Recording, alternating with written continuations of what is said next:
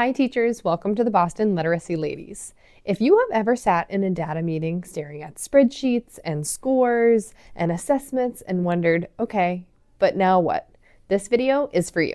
Today I'll give you a broad overview of how you should analyze and organize your student data to make it work for you.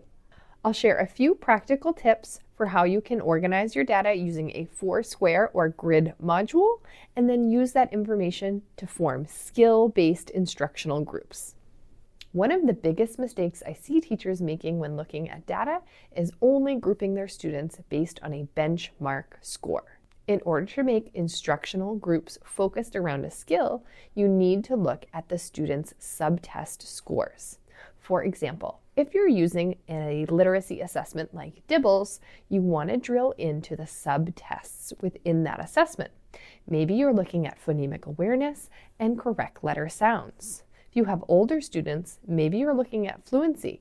How many words did they read in a minute and what was the accuracy? You want to drill into specific skills so that when you organize your data, you can move those students within that skill area. Let's take a closer look at what a quadrant chart looks like. Here is a blank Foursquare or quadrant chart. A quadrant chart asks you to select only two measures to chart. The reason for this is because it allows you to avoid a one-size-fits-all model. Quadrants are divided into students who are meeting both of the benchmark standards, students who are meeting one but not the other standard, and students who are not meeting any of the benchmark standards. This allows you to get a better picture of your class and what specific needs students have.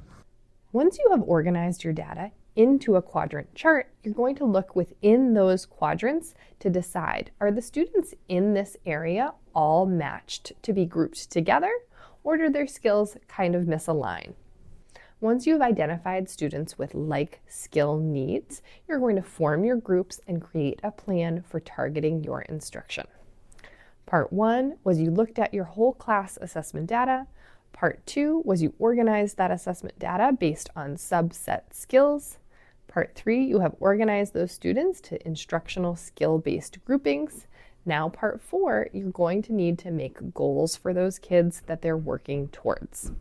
What do I mean when I say goals? Based on their benchmark data, what is an achievable goal that they can meet?